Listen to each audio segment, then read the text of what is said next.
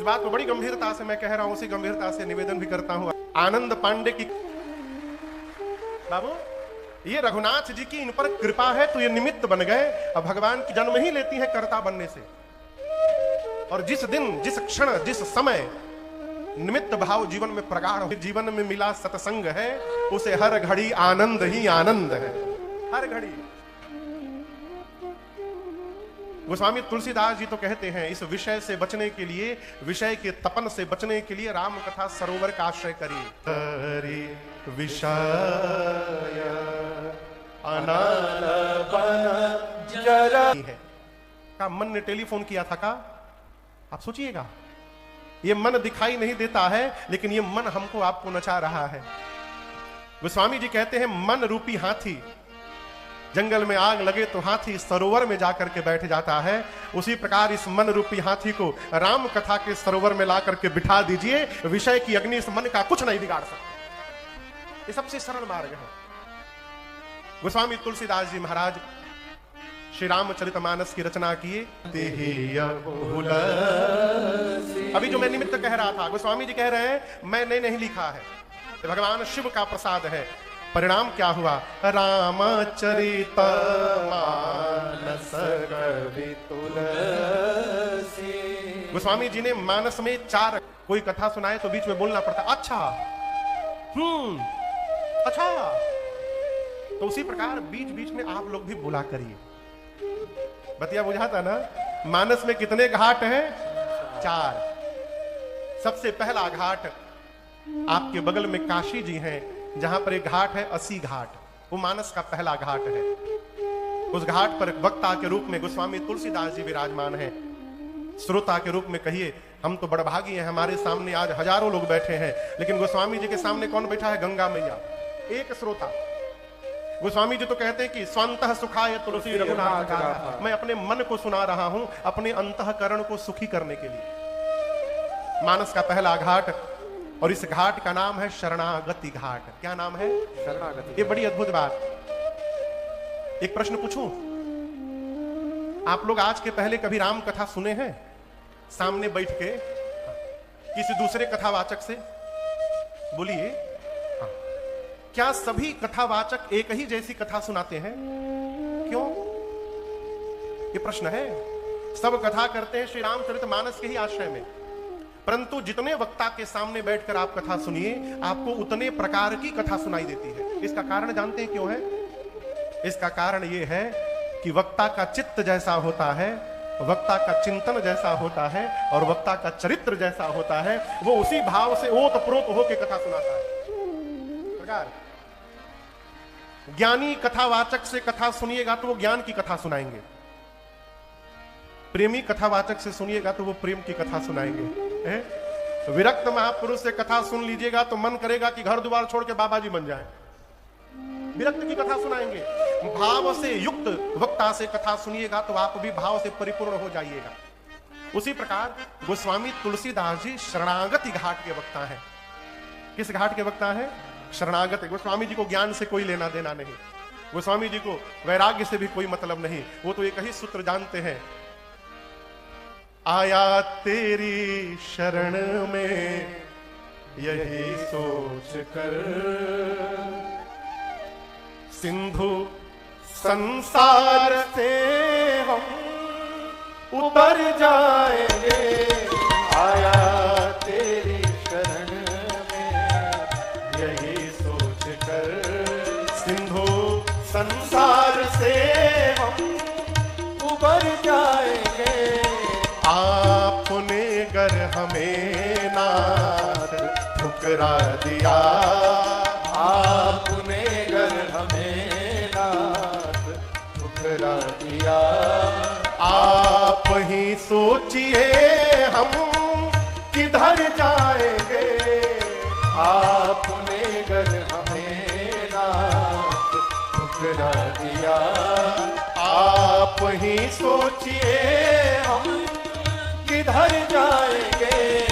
आया तेरी शरण में यही सोच कर। ये अंतरा मुझे बहुत प्रिय है। गलती गलतियां हम किए होंगे, इंसान है। गलतियां हम किए होंगे, इंसान है।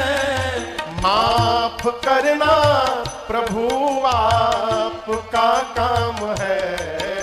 माफ करना प्रभु आपका काम है। हम हैं राही भटकते रहे उम्र भर, हम हैं राही भटकते रहे उम्र भर। साथ दे दो तो शायद सुधर जाएंगे। हम हैं राही भटकते रहे उम्र भर। साथ दे दो तो शायद सुधर जाएंगे। आया तेरी शरण में यही सोच कर, आया तेरी शरण में, आया तेरी शरण में, आया।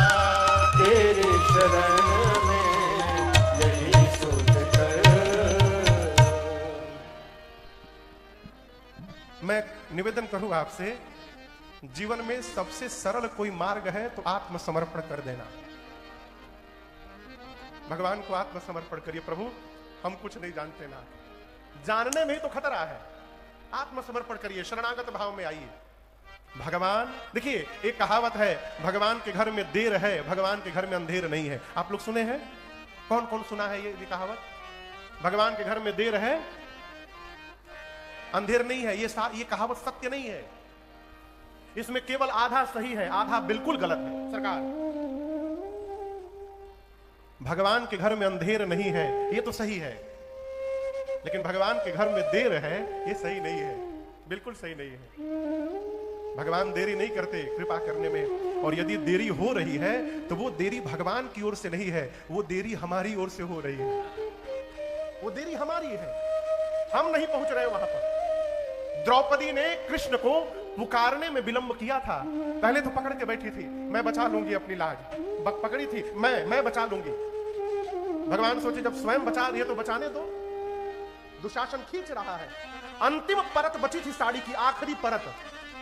एक बार और द्रौपदी मैया घूम जाती ना तो वस्त्र निकल जाता शरीर से। तब मां को एहसास हुआ कि अब मेरे बचाने से मेरी लज्जा बचने वाली नहीं है। तो जिस हाथ से साड़ी पकड़ा था, कन्हैया के भरोसे मां ने हाथ छोड़कर हाथ ऊपर उठा लिया, कहा कृष्ण मैं तो नहीं बचा पाई, अब तुम बचा सकते हो तो आकर के बचा लो। आखिरी परत घूमती भगवान पहुंच गए। ये कथा कहती है विलंब हम करते हैं, भगवान देरी नहीं करते हो। इसलिए किसी भी स्थिति परिस्थिति में आप हो, शरणागति भाव में आइए। भगवान का प्रण है, अभयम सर्वभूतेभ्यो ददाम्य एतद् व्रतम।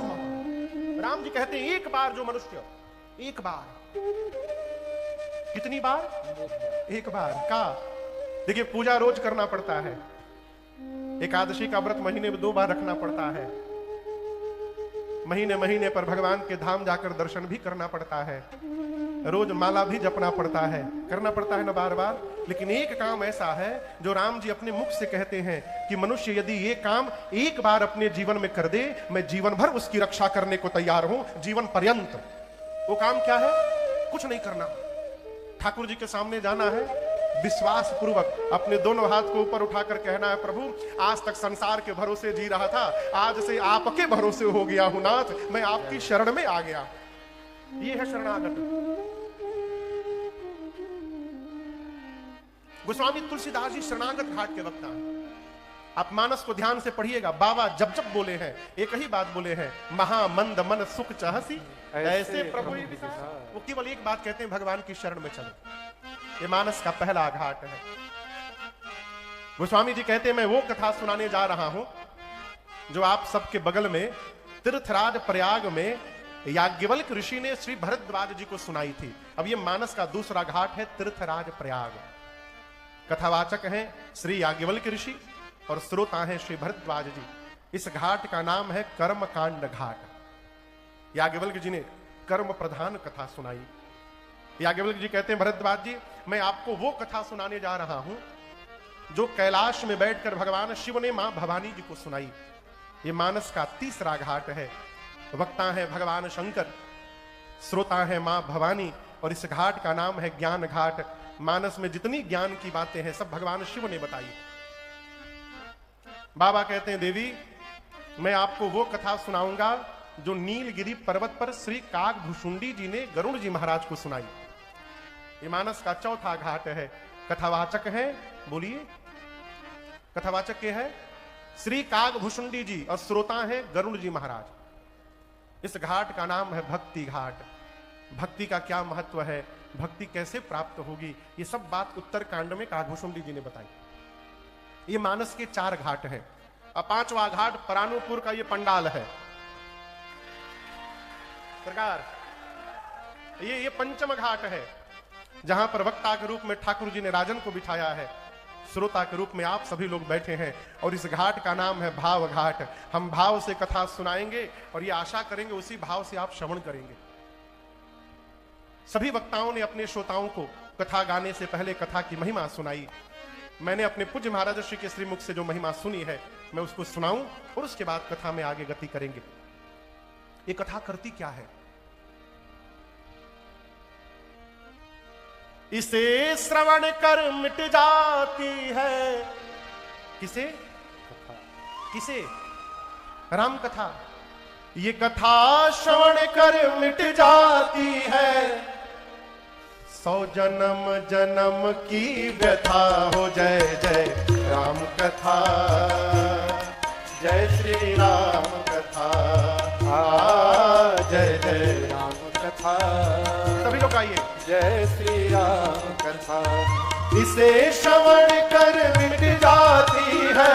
इसे श्रवण कर मिट जाती है। कथा श्रवण कर मिट जाती है।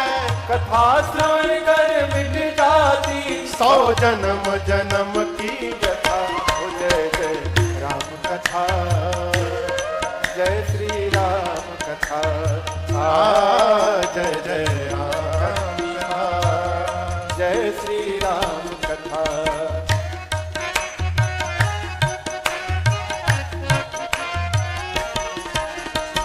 राम कथा कलिका मद गाए, सुजन सजीवनी मूरि सुहाए। राम कथा कलिका मद गाए, सुजन सजीवनी मूरि सुहाए। बुध विश्राम सकल जन रंजनी, राम कथा कलि कलुष विभंजनी। बुध विश्राम की व्यथा, जय जय राम कथा, जय श्री राम कथा। महामोहमयी शेष विशाल कथा शशि कथा श्याम कथा सुंदर कर तारे, संस विहग उड़ावनिहारे। राम कथा सुंदर कर तारे, संसदि हृदय उड़ावनिहारी। तेरा सब संशय सब संशय भागेगा। मेरा सब संशय भागे। माँ पार्वती कर कथा। जय जय राम कथा, जय श्री राम कथा। इसे श्रवण कर मिट जाती है। इसे श्रवण कर मिट जाती। ये कथा श्रवण जन्म की व्यथा। जय जय राम कथा, जय श्री राम कथा,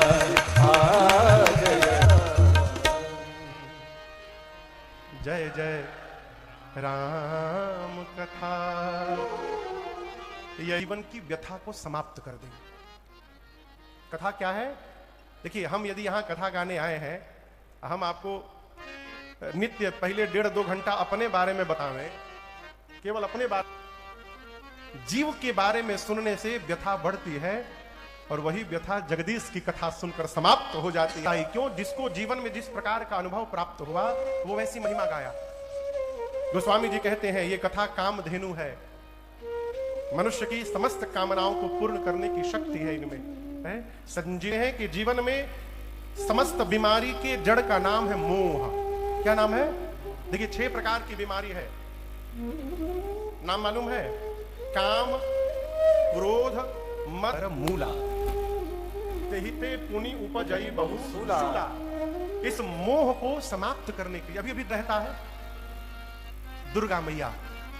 दुर्गा मैया किसका वध करती हैं? महिषासुर का। कहो त्रिशूल से मारती अम्मा महिषासुर को। गोस्वामी याज्ञवल्क्य ऋषि कहते हैं यदि ये मोह महिषासुर जैसा विशाल रूप धारण कर ले तो उस मोह रूपी महिषासुर पहुंच गई, उसका मोह टिकने वाला नहीं।